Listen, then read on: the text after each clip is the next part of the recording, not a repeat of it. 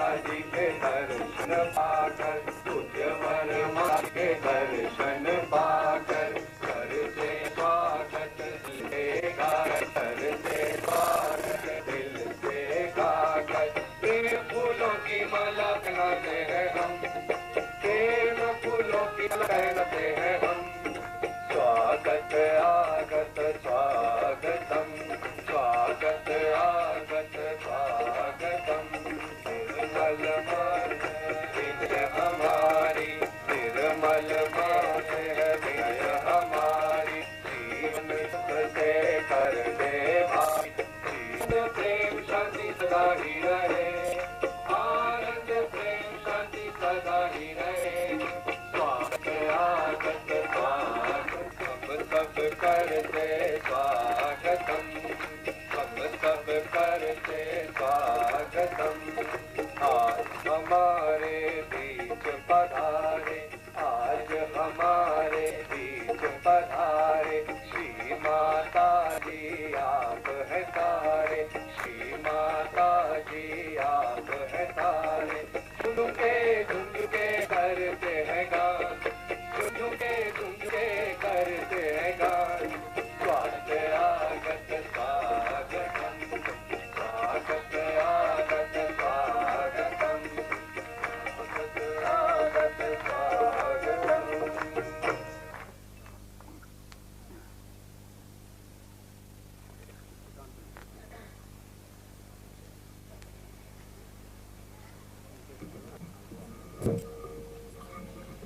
श्री माता जी, हम सब आपका इस शुभ पावन अवसर पर स्वागत करते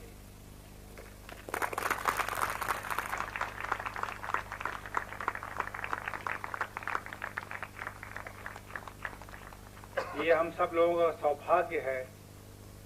श्री माता जी, जब भी हम लोगों ने चाहे शिक्षा की है, हमेशा हम बीच में आए हैं। जैसा कि शास्त्रों में लिखा हुआ है कि जो भक्त चाहता है भगवान उसको वैसा ही देता है।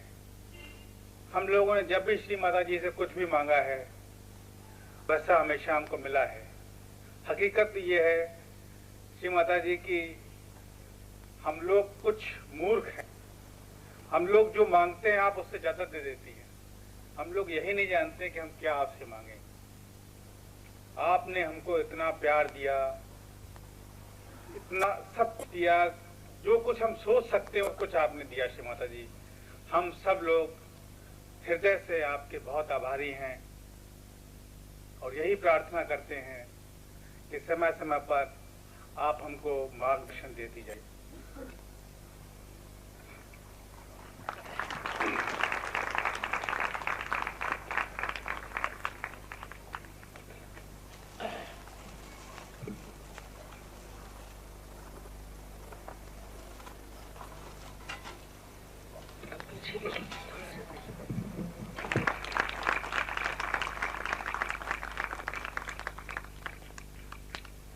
आप तो इतिहास का जानते हैं और पौराणिक बात भी जानते हैं कि होलिका को जलाने पे ही होली जलाई जाने लगी और इसमें किसानों के लिए भी उनका सब काम खत्म हुआ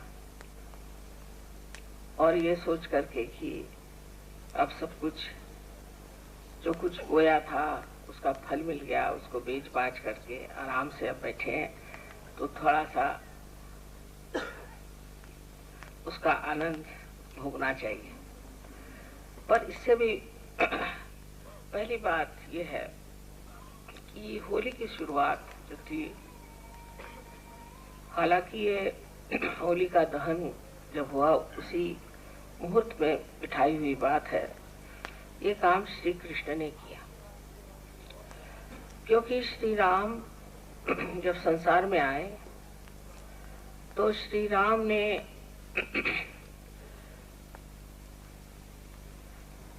मर्यादाएं बांधी अपने स्वयं अपने जीवन से, अपने तौर तरीकों से, अपने आदर्शों से, अपने व्यवहार कि मनुष्य जो है मर्यादा पुरुषोत्तम की ओर देखें। ये मर्यादा पुरुषोत्तम जो है, ये एक चरित्र, एक महान आदर्श हम लोगों के सामने रखा गया कि जो राज्य करता है, जो राजा है, वो हितकारी होने चाहिए, जिसे कहा है। वो आदर्श स्वरूप हमारे श्री राम इस संसार में है और इतना बड़ा आदर्श उन्होंने सबके सामने रखा कि लोगों के हित के लिए, जन के विचार, जनमत के लिए उन्होंने अपनी पत्नी का त्याग कर दिया। हालांकि उनकी पत्नी साक्षात महालक्ष्मी थी, वो जानते थे कि उन्हें कुछ नहीं हो सकता, तो भी लोकाचार में दुनिया के सामने उन्होंने अपनी पत्नी को त्यागा कि जिससे लोकमत हमारे प्रति विक्षुब्ध न हो और लोकमत का मान रहे। लेकिन वर्तमान काल में हम देखते हैं कि हमारे यहाँ लोकमत का जरा भी विचार नहीं किया जाता। लोग बिल्कुल निर्लज्जता से राज्य करते हैं और उसके प्रति ध्यान नहीं देते। उसकी वजह यह है कि मर्यादा पुरुषोत्तम के बारे में ही लोग जानते नहीं, या जानते हैं तो उसे समझते नहीं, और समझते हैं तो भी उसे अपनाते नहीं कि ये कितनी आवश्यक बात है कि जो राज्य करते हो वो अपनी मर्यादाओं में रहें, अपने को मर्यादाओं से बांधें, और तभी सारा संसार जो है उस मर्यादाओं में बांधा जाएगा। लेकिन राज्य करते ही अगर किसी मर्यादा के बगैर, किसी आदर्शों के बगैर या किसी विशेष तरह की प्रणाली के बगैर करना चले तो समाज तो घातक होगा ही, और सबसे ज्यादा जो राजकीय और विश्व बंधुत्व है वो सारा ही नष्ट हो जाए। आज मनुष्य जो है अपने देश में भी बहुत संकीर्ण होता जा रहा है, क्योंकि हमने अपनी मर्यादाएं जो बांधनी थी वो नहीं बांधी, और जो नहीं बांधनी थी वो बांधी। जैसे हम अपने को मैंने आपसे पहले बताया, दिल्ली वाले समझते हैं या हम बम्बई वाले समझते हैं, फिर दिल्ली बम्बई वाले, फिर दिल्ली में भी हम लोग कोई है तो वो बम्बई शहर वाले हो गए, फिर वो ओल्ड दिल्ली वाले हो गए, कोई नोएडा वाले हो गए, फिर करते करते इस तरह की हम अपनी सीमाएं बांधते जा रहे हैं कि जब हम विश्व बंधुत्व में उतरे, जब हम विश्व के एक सिटीजन हो गए हैं, तब भी हम इस तरह की छोटी छोटी मर्यादाओं में बंधे हुए हैं। और जो मर्यादाएं हमें अपने व्यक्तित्व में, पर्सनालिटी में बांधनी चाहिए, वो हमने नहीं बांधी, जो श्री राम ने बांधी थी।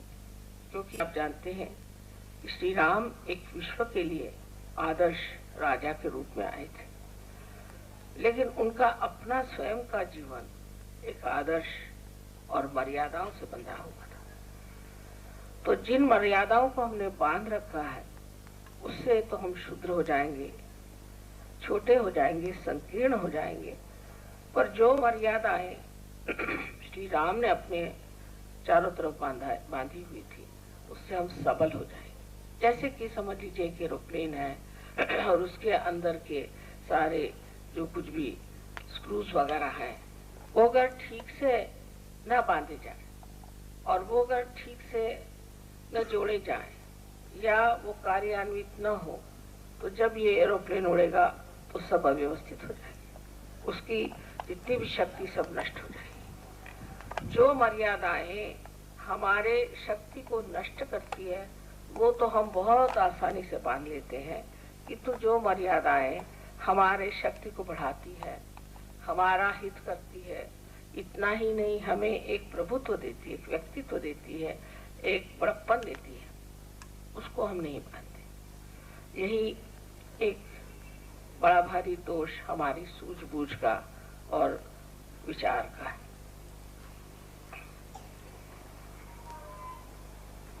लेकिन तो भी इन मर्यादाओं के बीच में बंधे हुए लोगों ने उल्टी तरफ से जब चलना शुरू कर लिया और मर्यादाओं का मतलब कर्मकांड में घुस जाना और एक दूसरे से अलग हट जाना,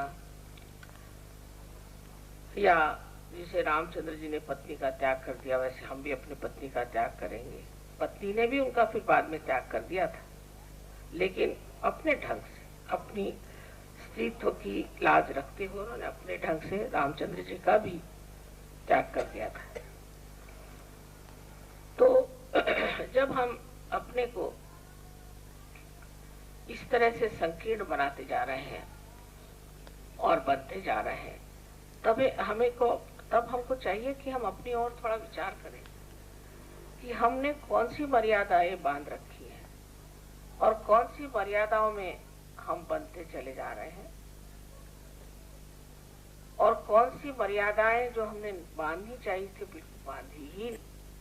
उसके वजह से हमारा सारा सामाजिक जीवन, राजकीय जीवन और विश्व बंधुत्व की भावनाएं सब एकदम अस्त व्यस्त हो गई, ढीली पड़ गई।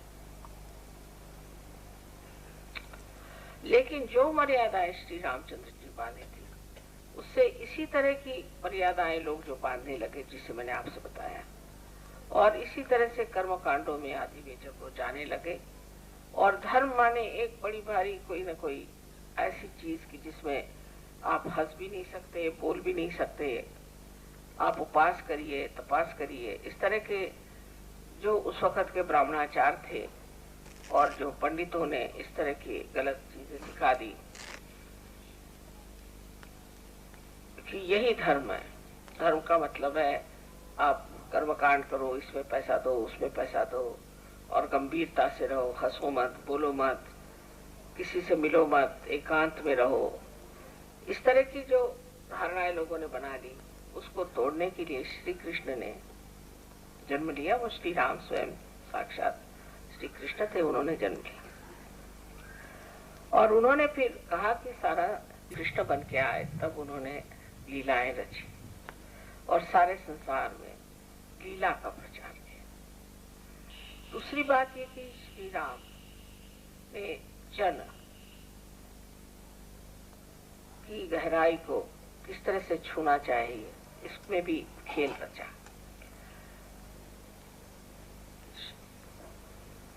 श्री कृष्ण की जो लीला थी वो और तरह की थी, और श्री राम का जो जनता के ओर ध्यान था वो और था। क्योंकि आप जानते हैं विशुद्धि चक्र पे जन हो जाता है और नाभि चक्र पे आपने देखा है कि धारणा हो जाती है। विशुद्धि चक्र पे आप जन पे आ जाते हैं, माने कलेक्टिविटी पे आ जाते हैं, सामूहिकता पे आ जाते हैं। सो जब आप कलेक्टिविटी में आ गए तो कलेक्टिविटी में भी किस तरह से श्री कृष्ण ने लीला से ही लोगों को जागरूक करने का प्रयत्न किया। जब वो छोटे थे, 5 साल की उम्र के थे, तो उन्होंने औरतें जो नहा रही थी उनके कपड़े छिपा लिए। 4-5 साल की उम्र में बच्चों क्या समझता है। आजकल के बच्चे जरा ज्यादा ही होशियार हैं। उस जमाने में तो 20 साल तक भी लड़कों की कोई अकल नहीं होती थी। आजकल सब चीज बहुत ज्यादा लोग समझने लग गए। तो वो बच्चों ने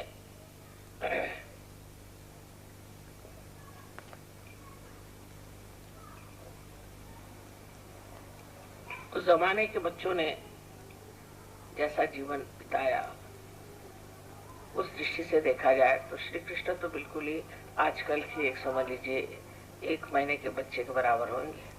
क्योंकि आजकल के तो बच्चे इतने जल्दी बढ़ जाते हैं, कुछ समझ ही नहीं आता, उनको दुनिया भर की बातें मालूम। तो इस तरह से एक बड़ी अबोधिता में उन्होंने औरतों के कपड़े छुपा लिए और ये लोग जमुना जी में नहाती थी।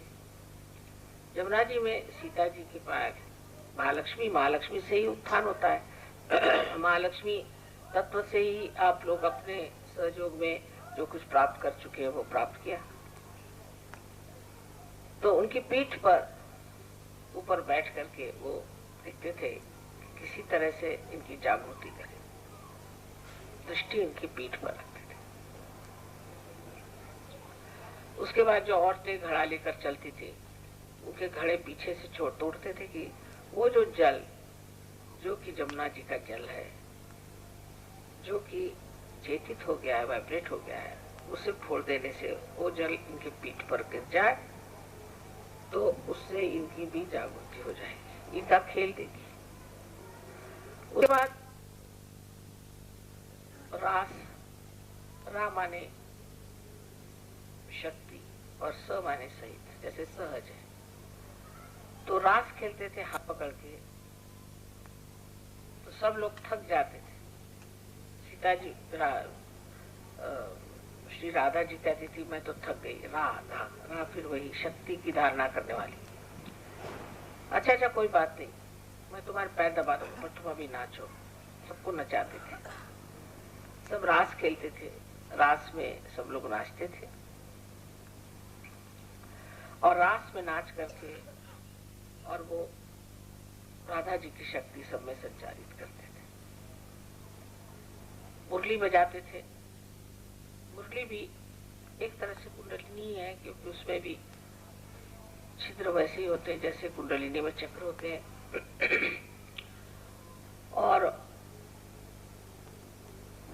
उस नृत्य के द्वारा वो राधा जी के जो शक्ति थी सबके हाथों में से बहाती थी। इस प्रकार उन्होंने लीला रचाई।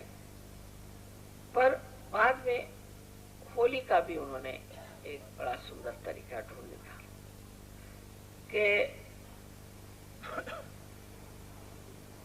पानी में रंग मिलाए।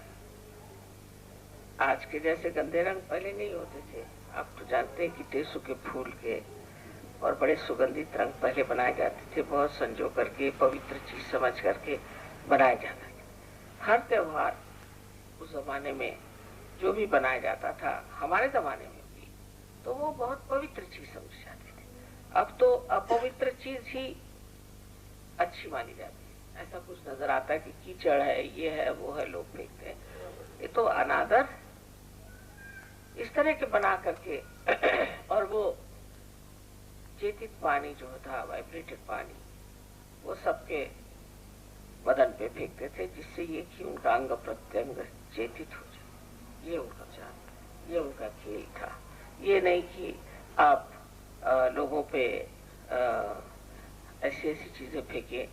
मैंने तो सुना कि एक सांप के प्राण चले गए, उन पे कुछ गुब्बारा मारा गया था। कितनी शर्म की बात है।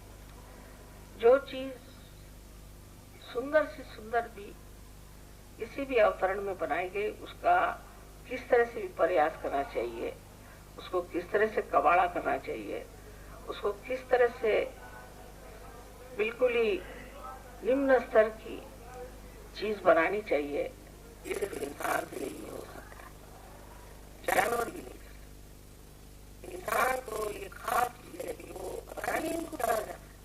रंग खेलते खेलते रंग खत्म हो गया तो उन्होंने कीचड़ उठा लिया, कीचड़ खत्म हो गया तो गोबर उठा लिया, गोबर खत्म हो गया तो दाल उठा लिया, जोर चढ़ गया। अरे किस चीज की होली हो रही है, उसका तत्व ही खत्म कर देना। और उसकी सारी जो सुंदरता है जिसे हमारे आपसी प्रेम को बढ़ावा मिले, जन जन के बीच चेतित जल फेंका जाए और उससे भी बढ़ के आपसी मेल हो जाए। जो कुछ भी हमारे अंदर दुष्ट भावनाएं एक दूसरे के प्रति, उसकी सब क्षमा हो जाए। सब आपस में एक तरह से बहुत ही ज्यादा स्वच्छंद होकर के, तन्मय होकर के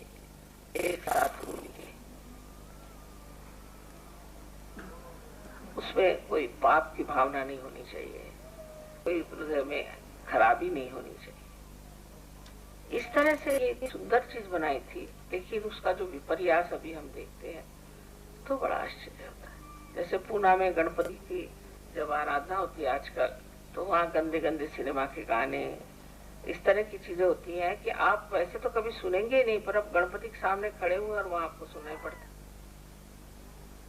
और शराब पी करके उनके सामने छींकना। गुजरातियों में रास, आजकल रास का बहुत करते हैं नवरात्रि में, तो शराब पीकर सब लोग आते हैं, औरतें और आदमी सब शराब पीकर आते हैं, और बढ़िया बढ़िया कपड़े पहनना वो तो ठीक है, लेकिन वो सब किस लिए और क्या वहां शुरू हो जाता है। खास करके लंदन में एक बार उन्होंने मुझे बोला आप देवी हैं, आप आइए, मैं देखने गई, वहाँ जो देखा तो वहाँ तो सारे शराबी लोग, बिल्कुल औरतें लड़कियां सरब शराबी करके, और इतनी अश्लील तरीके से आपस में वो लोग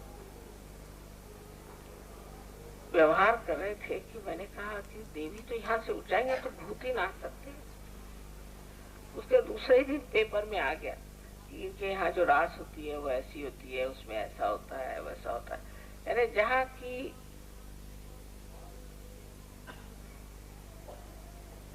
पाश्चिमात्य लोग जहाँ पर कि जिस काम को करने में लज्जित हो जाए, माने वो तो बहुत ही नैतिकता के स्तर पे अपने से बहुत कम है, वो भी जहाँ लज्जित हो जाए, ऐसे काम वहाँ हिंदुस्तानी करते हैं रास। ये बहुत शर्म की बात। अब वो रास का तो मजा गया, मुझे तो इतना दुख हुआ, मैं रात भर सोचती रही कि क्या ये हिंदुस्तानी यहाँ आकर के और प्रदर्शन कर रहे हैं। दूसरे दिन वही पेपर में आया, ये सिर्फ अनैतिकता का एक बहाना है कि रास मिला रहे। तो जो मर्यादाएं नैतिकता की और प्रेम की, आदर की, ये छोड़ करके आप होली खेलेंगे तो उस होली का अर्थ यही होता है कि कोई एक बहाना ढूंढ लिया जिससे आपके अंदर छिपी हुई जो बंदियां हैं उसे आप निकाल रहे हैं, तो उसकी शोभा ही अशोभनीय सामने वाले बना ही नहीं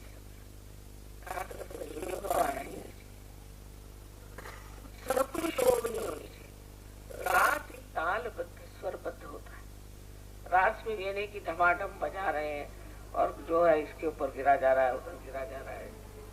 इसमें तालबद्धता है, स्वरबद्धता, शुद्ध चित्त हो, इसलिए रास होती है। क्योंकि नृत्य करते वक्त मनुष्य का ध्यान नृत्य के लय पे और सुर पे होता है, और इसलिए उसका चित्त शुद्ध हो जाता है। पर उस वक्त मैंने तो देखा उनका ध्यान कहीं और ही था। तो ये होली का त्योहार जो श्री कृष्ण ने लीलाधर ने बनाया, उसकी विशेषता ही ये थी कि मनुष्य इसे एक लीला, सारा संसार एक लीला है।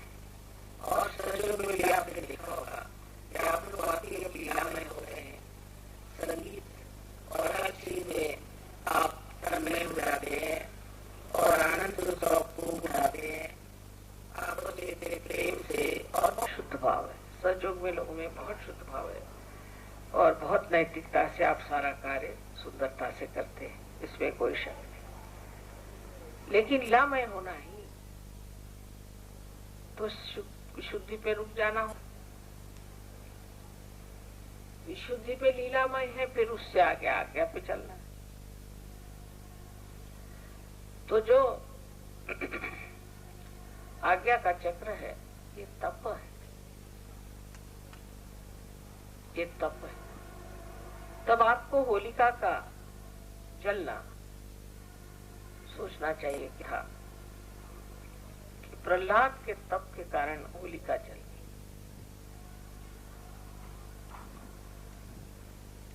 तो हम भी तप में आगे बढ़े, क्योंकि विशुद्धि तक तो हम लोग आ गए, समझ लीजिए कि सब आपस में प्रेम से रहते हैं। अब ये भी पता नहीं है कि नहीं है, थोड़ा सा उसमें भी मुझे शक है।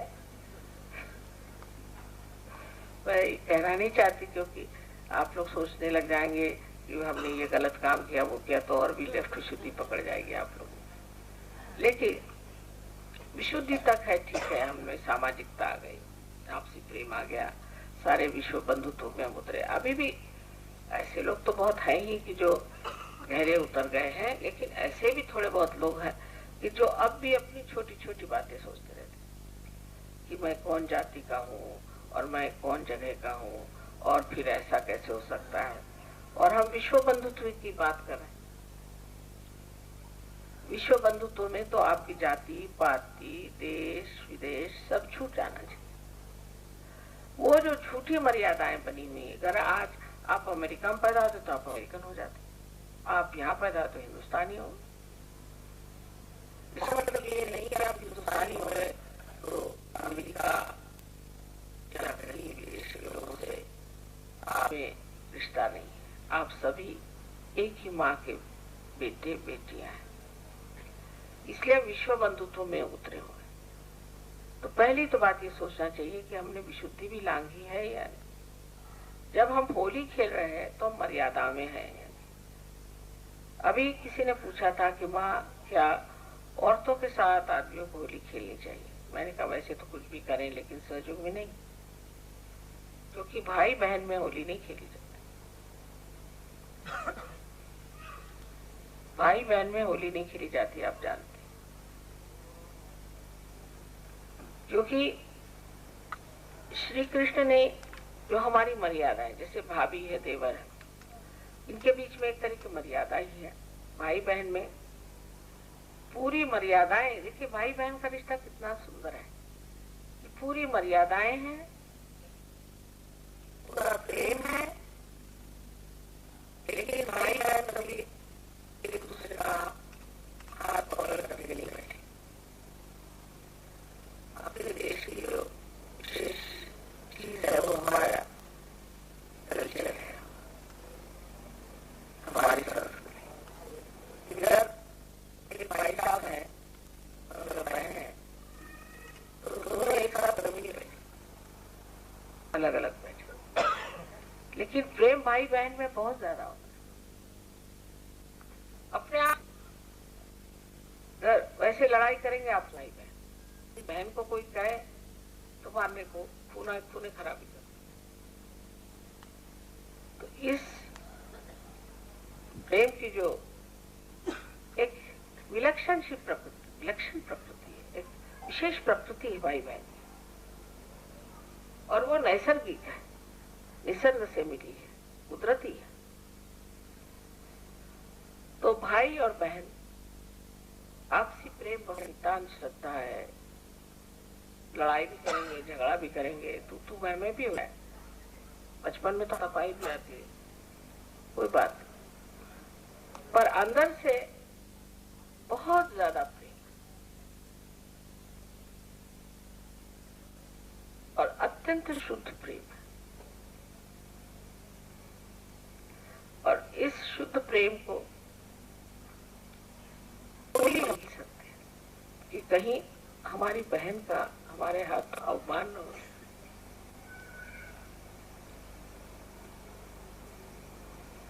भाई भावज है और देवर है, वो आपस में मजाक हो जाएगा, उनके कपड़े फाड़ डालें, कुछ भी करें चल जाता है। वैसे करना नहीं चाहिए, लेकिन उनका रिश्ता और। लेकिन भाई बहन के रिश्ते में एक तरह का बड़ा ही सुंदर सा गोपनीय मर्यादित बंधा हुआ प्यार है, और उसका संगोपन में नैतिकता की अतिशयता है। तो भाई बहन में होली खेलना मना है, कोई सोचता भी नहीं ऐसा क्यों है। अब उसके बाद इस लीलामय जीवन से हमें ऊपर भागना है।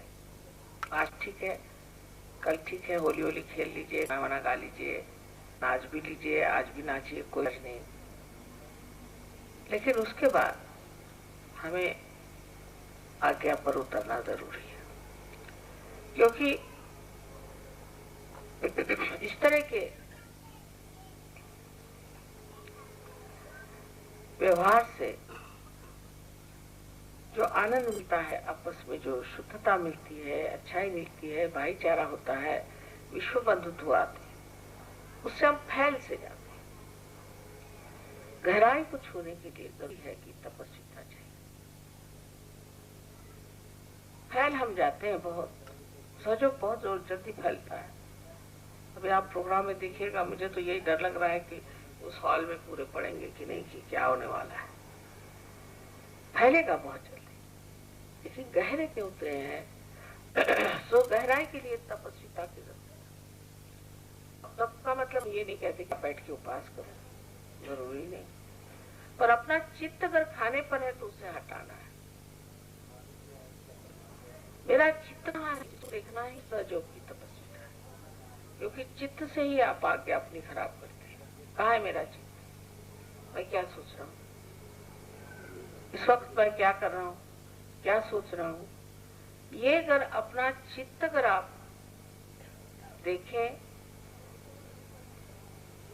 अंतर मन को हमेशा अपने सामने रखें, तो आपका चित्त जो है वो आज्ञा में प्रकाशित हो जाएगा। यही तपस्या है कि अपने चित्त का निरोध और चित्त का अवलोकन, चित्त का विचार। अब देखिए आपका चित्त कहाँ गया, मैं चित्त कहाँ है, चित्त की बात कर रही है, चित्त कहाँ गया।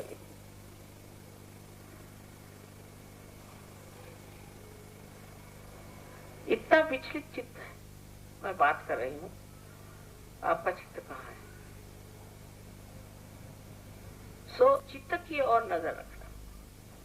चित्त का निरोध माने जबरदस्ती नहीं, लेकिन अब आत्मा के प्रकाश में अपने चित्त को देखने से अपना चित्त जो है वो आलोकित हो जाता है। एकाग्र होकर के अपना चित्त देखना चाहिए, किसी भी चीज को देखना है। जैसे अब ये खंबा है मेरे सामने, इसमें सुंदर से फूल लगे हुए, अब हर कटाक्ष में निरीक्षण हो जाता है। ये सारा मुझे अब याद है, कहाँ पर कौन सा, कहाँ कितना अंतर रह गया, क्या हो गया, पूरा पूरा चित्र सा बन गया। क्योंकि चित्त की जो एकाग्रता है उसी से ये चित्र बनता है, उसी से आपकी बुद्धि अच्छी हो जाती है, सब चीज पूरी तरह से आप जान सकते हैं। चित्त ही सब चीज जानी जाती है, लेकिन चित्त अगर विचलित हो, आप कोई भी चीज को गहराई से नहीं पकड़ सकते, ऊपरी तरह से। हम देखते हैं कि 20-20 साल के लोगों को भी कुछ पूछे, खासकर विलायत में किसी से पूछे कि तुम्हारा नाम क्या, तो पहले वो हूँ, फिर हाँ, फिर ही। अब भाई हमने पूछा तुम्हारा नाम क्या है, आपने क्या पूछा, मेरा नाम क्या है, मैंने कहा जी हाँ, मैंने पूछा आपका नाम क्या, हाँ, फिर सोचा मेरा नाम क्या है, फिर क्या कहा आपने, मेरा नाम क्या है।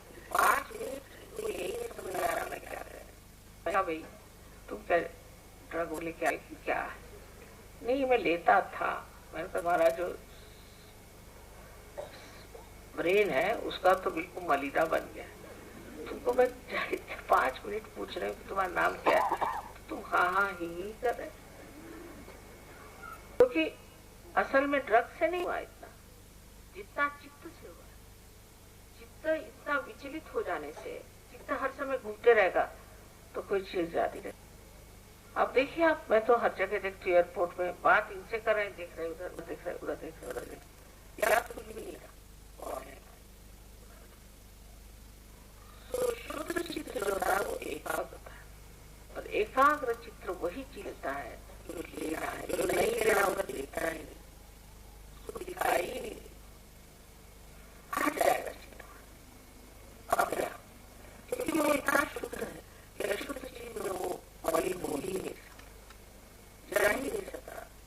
तो ये अब आप ही के आते हैं कि आप अपने अंदर इसको देखें कि हमारा चित्त कहाँ जा रहा है। यही तप, सहयोग का तप सिर्फ ये है कि मेरा चित्त कहाँ जा, मेरा मन कहाँ जा। अगर ये तप आपने कर लिया तो आगे तो आप आ गए। और संसार में तो कृष्ण नहीं, क्योंकि हम बैठी तो आप आगे को नहीं लाए तो फिर संसार में हमें बड़ा मुश्किल जाता है। आज्ञा का चक्र बहुत ही ज्यादा संकीर्ण है, उसमें से कीच निकालना मैंने मुझे डर लगता कहीं हाथ पांव न टूट जाए आप लोग। तो आज्ञा के लिए जरूरी है कि तप करें, और जैसे ही आप तप करना शुरू करते हैं आप अपनी गहराई को छू लें। नहीं तो फिर सहयोग में एक साहब बता रहे थे कि सहयोगी नहीं है, उनको कैंसर हो गया। मैंने कहा भाई कैसे सहयोगी नहीं, वो आएंगे प्रोग्राम में, लेकिन चित्त उनका इधर उधर उधर होगा, शायद अपने लड़के के लिए लड़की ढूंढोगे या कुछ और ढूंढ रही होगी। ऐसे कैसे उनको हो गया, कैंसर हो ही नहीं सकता, हो गया। इसकी वजह ही है, बैठे थे प्रोग्राम में, आए थे तो भी कुछ न कुछ सोचते रहे, अरे मेरे साथ ये हुआ, मेरे साथ वो हुआ, ऐसा हुआ वैसा हुआ। और माता जी से मैं कब बताऊं मेरी विपदा क्या हुई, माता जी आप भी हैं, मेरी ये विपदा। बजाय इसके कि जो कहे जा रहे हैं उसे समझे, अपनी ही अंदरूनी बात को ही सोच सोच करके आप चलिए उस बहकावे में, और उस आगे में आप ऐसे बीमारी की बीमारी गई वो बीमारी।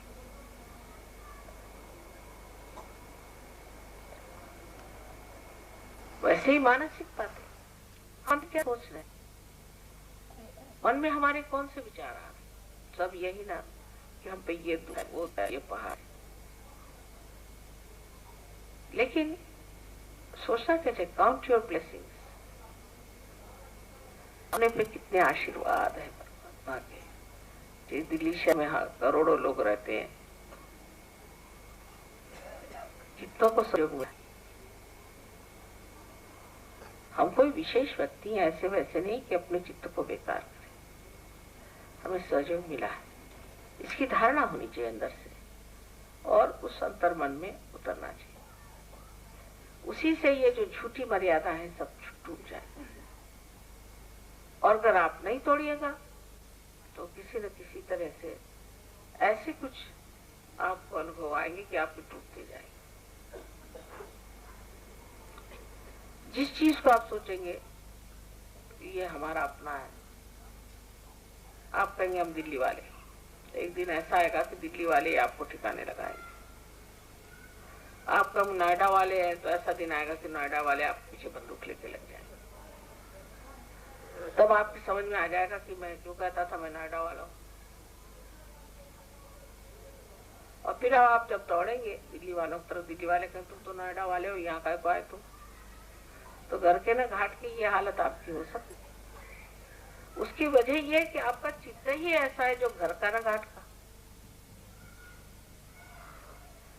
जब तक इस गहराई में नहीं उतरेंगे तब तक आप अपने को अगर सहयोगी नहीं कहे, सहयोगी कहे, तो भी मैं मानती नहीं हूँ इस चीज को। क्योंकि सहयोगी की पहला लक्षण ये है कि वो शांत चित्त होता और अत्यंत सबल, किसी से डरता नहीं, सबल है, और उसका जीवन अत्यंत शुद्ध होता है, उसका शरीर शुद्ध होता है, उसका मन शुद्ध होता है, और आत्मा के प्रकाश से वो सारी दुनिया में प्रेम फैलाता है। जो आदमी प्रेम नहीं कर सकता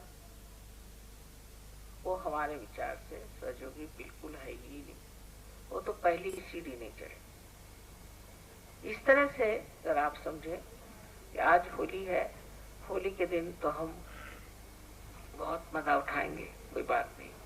श्री कृष्ण ने जब कह दिया कि खेलो कूदो, लीला है, सब दुनिया लीला है, पर लीला के ऊपर जो मर्यादाएं हैं उसको पाने के लिए आज्ञा पर आपको तप करना होगा। जैसे आकाश में आप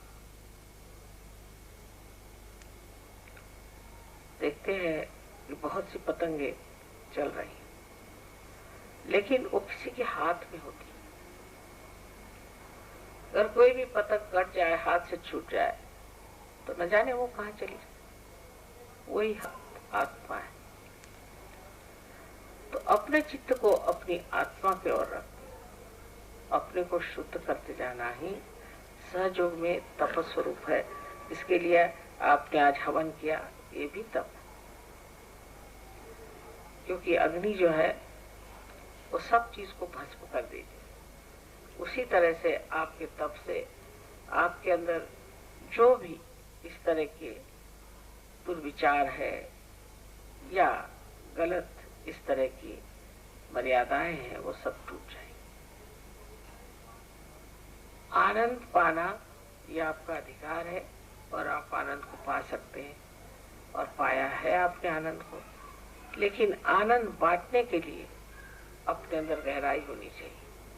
अगर आप गंगा जी में जाएं और इतनी छोटी सी एक कटोरी ले जाएं तो आप कटोरी भर पानी लेके आ जाइए, लेकिन आप जब एक घाघर ले जाएं तो आप घाघर भर के ले आ सकते। पर अगर किसी तरह से आप ऐसा कुछ इंतजाम कर ले कि पूरी समय गंगा जी से पानी बहता आए अपने तरफ, तो आपके चारों तरफ गंगा ही बहते रहे। तो किस स्थिति में आप है वो देखना चाहिए। क्या आप कड़ी भरी पानी सहयोग से ले रहे हैं, क्या अपने ही सीमित आनंद में है या सबके आनंद के लिए है, और अगर आप स्वयं ही इसका स्रोत है, तब आपके समझ में आ जाएगा कि होली मनाने के लिए भी गहराई चाहिए और इस आनंद को भी हमेशा भोग लेने के लिए भी गहराई चाहिए। इसलिए आज्ञा का और विशुद्धि का बड़ा नजदीकी रिश्ता है और आप तो जानते हैं कि बाप बेटे का रिश्ता इतना गहरा रिश्ता है।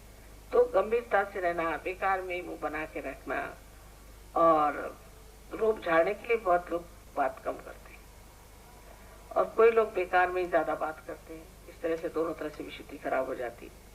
लेकिन दूसरों को सुख देने के लिए अच्छी बात करना, दूसरों से प्रेम जोड़ने के लिए अच्छी बात करना, आपसी लड़ाई झगड़े मिटाने के लिए सुंदरता से बात करना, ये सबसे विशुद्धि चक्र जो है वो एकदम ठीक होते जाता है।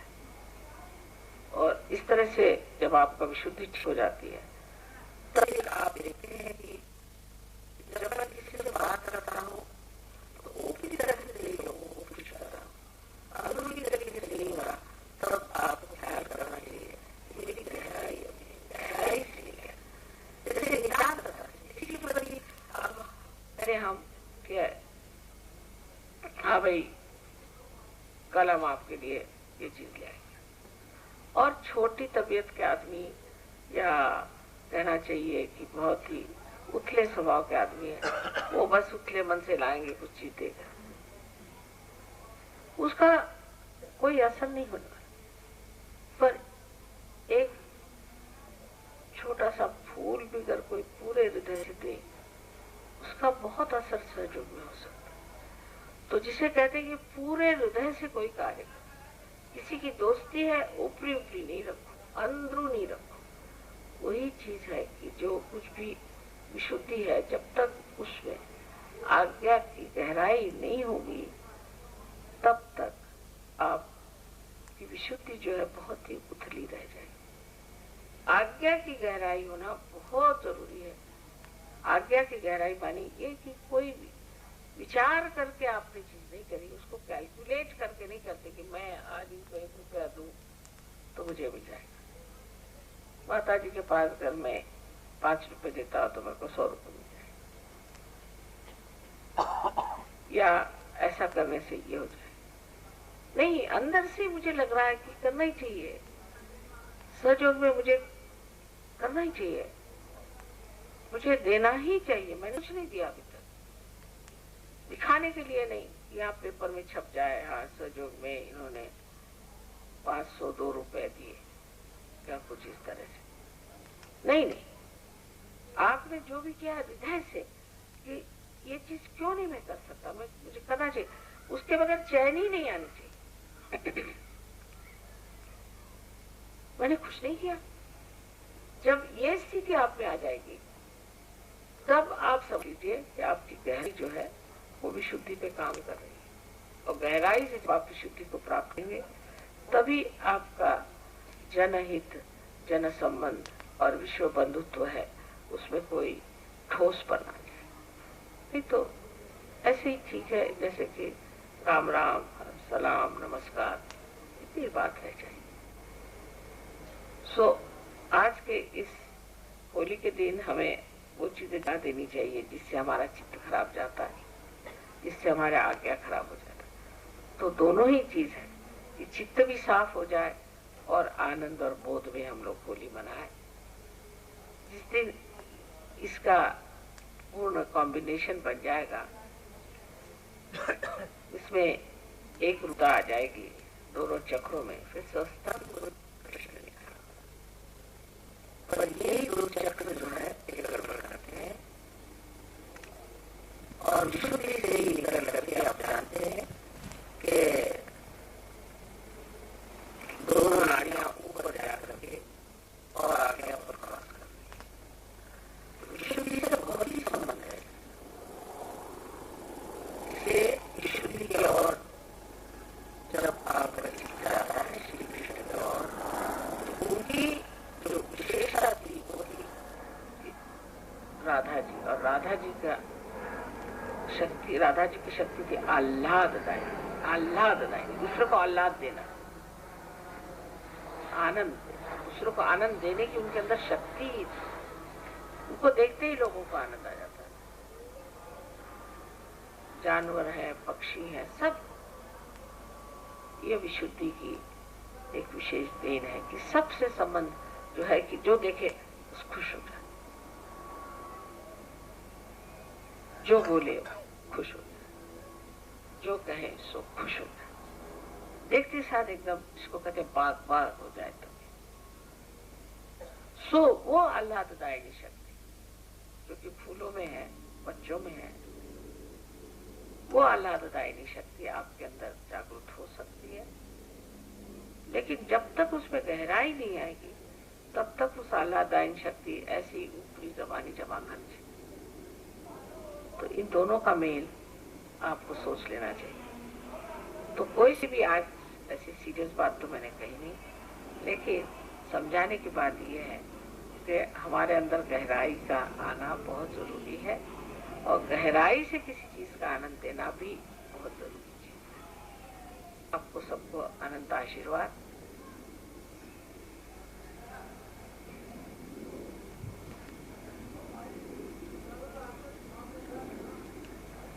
I'm sorry I had to speak in this language, and there are some Yogis from abroad. I wish I could give the whole lecture in English language, but only thing I have told them that this is the Sri Krishna's Leela that he started after Sri Rama's Maryadas that he had shown, and a very serious type of a religious life, and people started making it into a Catholic sort of a nonsense. So Sri Krishna came on this earth, Shama himself was the same personality in different quality, and he preached about the Leela, the play. Now at Vishuddhi, as you know, we are collective and we have connections with others. So he said all this is a Leela, and in a very playful, mirthful way you should deal with others and get friendly with others and create relationships. So this is the Vishuddhi. But the other point I tried to say that the relationship with others, anything, if it does not have depth, if it is superficial, if it is for ego or for some conditioning or some calculations of the mind, it is at a mental level if you are friendly with anyone, or for emotional level if you are friendly with anyone, without any depth in yourself, it can be very temporary and will have no effect whatsoever. So you have to have the depth, and to get to the depth you must look after your Agya Chakra. And the Agya Chakra is nothing but your attention. If your attention is all the time roaming about, paying attention to 1001 thing, then you cannot develop that concentrated penetration of your attention into things. And whatever you do is very superficial. It's not joy-giving. So the combination should be that you should, the partner should be of today, for example, you can have a very playful, mirthful time together, enjoy with each other. But you have to know that it has to come from your heart or from your spirit. So how to touch that? That depth can only be possible if your attention is on the spirit and not on frivolous things. Because of that, you'll become thoughtlessly aware when you'll be enjoying.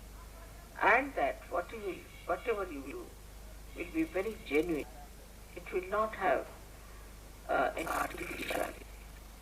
That is why the second part is after Leela, what you call is the jhana part, where you deal with collectivity. The higher chakra is Agya, where it is tapa, means penance. You have to go through the penance, and now in third your penance is not food, is not other useless things, but what is the most important is to control your attention. Where does it go? Does it go to your worries, to your troubles, to your past, to this, to others? Or does it go to your spirit? This is important to see that your attention is on your spirit. If your attention is on your spirit, then you develop that depth, that genuineness in your relationships with others. If these two centers are somehow or other managed, then the last one very easy, because you are already accepted there, you are welcome there, everything is there.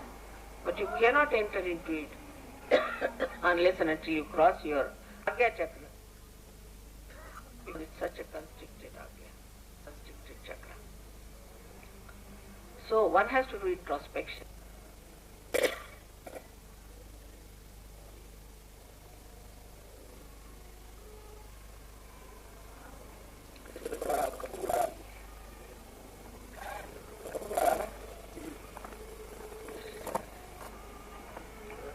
And that introspection is the one in which you watch yourself, not condemn, but watch. Just watch. What am I doing?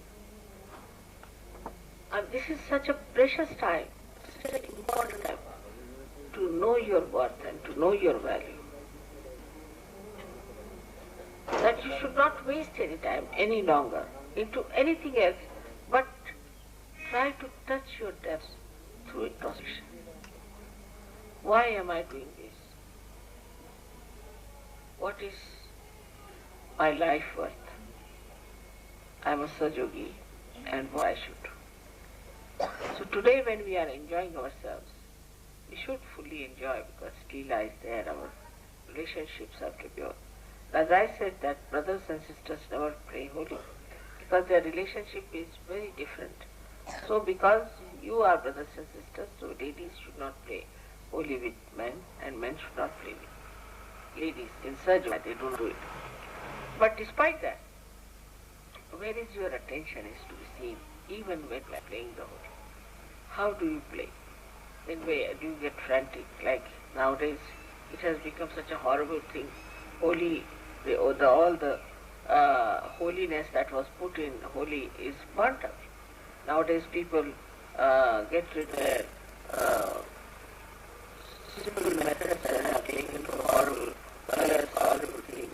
If they are not there, and it was just to apply to the Agya, they put the green and the red. Both are the colors, green is of Guru.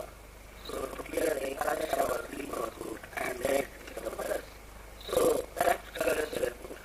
And these colors were used with only or dark. But even, at the most, the children now that we put our stomach, hands and things like that is alright. And also to put some water which is vibrated with, we have a kind of a flower called tisu or some curse which are not injurious. It's very good because it was all vibrated, which was the Leela of Sri Krishna to awake people. But when they get frantic, you see, they go to extremes and they finish with their dust and they take mud and they will take cow dung, they take anything, even the tar they put. Horrible, it is a kind of an aggressiveness that is expressed. So this is just the